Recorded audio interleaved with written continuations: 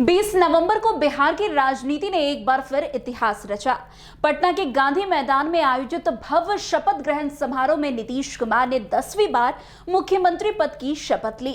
उनके साथ एनडीए के 26 और नेताओं ने भी मंत्री पद एवं गोपनीयता की शपथ लेकर नई सरकार के गठन को औपचारिक रूप से शुरू कर दिया। लेकिन इस पूरे आयोजन के बीच जो नाम सबसे ज्यादा सुर्खियों में रहा, glow that feels light, stay bright, वो था उपेंद्र कुशवाहा के बेटे दीपक प्रकाश का। आपको बता दें कि दीपक प्रकाश ना तो विधायक है और ना ही विधान परिषद के सदस्य। इसके बावजूद भी उन्हें सीधे मंत्री बनाया गया और सभी को चौंकाने वाला कदम लगा। समारोह के बाद से ही राजनीतिक हलकों में एक ही सवाल गूंज रहा है, आखिर दीपक प्रकाश को मंत्री क्यों बनाया गया? दीपक प्रकाश को मंत्री पद दिलाए जाने के कुछ ही घंटे के भीतर विपक्ष ने सरकार पर करारा हमला बोलना शुरू कर दिया। आरजेडी ने दावा किया है कि ये नियुक्ति वंशवाद और परिवारवाद की सबसे बड़ी मिसाल है।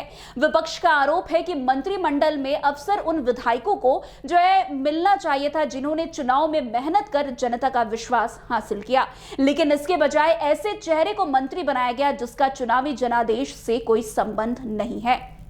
आरजेडी ने तो आगे बढ़ते हुए वंशवाद के आरोपों को मजबूत करने के लिए वंशवादी नेताओं की पूरी सूची ही जारी कर दी।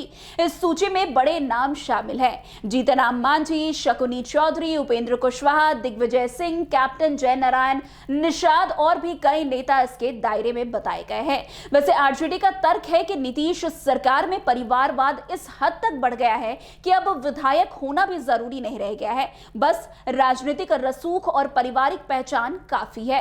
वैसे जब मीडिया ने खुद दीपक से यह जानना चाहा कि उन्हें मंत्री क्यों बनाया गया, तो उनका जवाब और भी ज्यादा चर्चा का कारण बन गया।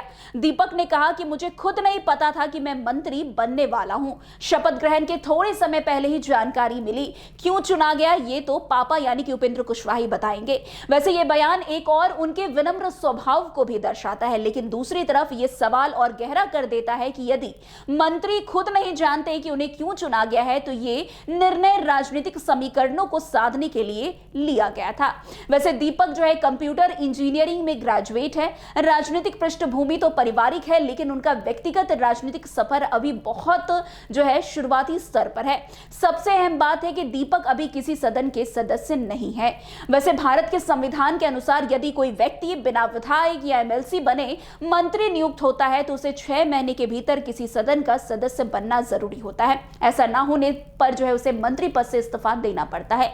इसलिए राजनीतिक विश्लेषकों का कहना है कि आने वाले समय में दीपक को एमएलसी बनाया जाएगा ताकि मंत्री पद पर वो बरकरार रहे। वैसे बिहार विधानसभा चुनाव से पहले एनडीए में सीट बंटवारे को लेकर कड़ा तनाव देखने को मिला था। उम्मीदवारों की सूची, सीटों के विजन और राजनीतिक प्रभाव को लेकर दिल्ली और पटना तक कई दौर की बैठकों के बाद समझौता हो पाया था। उस समय उपेंद्र कुशवाहा खुलकर नाराज दिखाई भी दिए थे और उन्होंने अपने असंतोष को सोशल मीडिया पोस्ट के माध्यम से प्रकट भी किया था। वैसे आपको बता दें कि ऐसे में चुनाव परिणाम और नई सरकार के गठन के बाद बेटे को मंत्री बनाए जाने पर यह संदेश साफ जाता दिखाई दे रहा है कि उपेंद्र कुशवाहा की नाराजगी को मंत्री पद देकर दूर किया गया है।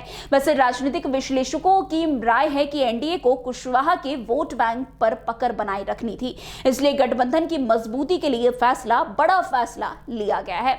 वैसे आपको बता दें कि अब जिस तरीके से उपेंद्र कुशवाहा के बेटे को लेकर राजद परिवारवाद का आरोप लगा रही है, वो अपने आप में बहुत बड़ी बात है। अब आगे चलकर इस पर क्या कुछ और नाराजगी प्रकट की जाएगी राजद के द्वारा, वो भी देखना काफी दिलचस्प होगा। लेकिन अब जिस तरीके से एनडीए खास करके नीतीश कैबिनेट पर परिवारवाद का बड़ा थप्पा लगते हुए नजर आ रहा है, वो अपने आप में बड़ी बात है। अब आगे चलकर नीतीश कैबिनेट के मंत्री क्या कुछ जवाब देंगे, खास करके उपेंद्र कुशवाहा इस पर क्या कुछ जवाब देंगे, वो देखना दिलचस्प होगा। तो आज के इस स्पेशल स्टोरी में बस इतना ही। अन्य खबरों में हमारे साथ ऐसे आगे बने रहें और देखते रहिए। तब तक के लिए NBC 24। धन्यवाद।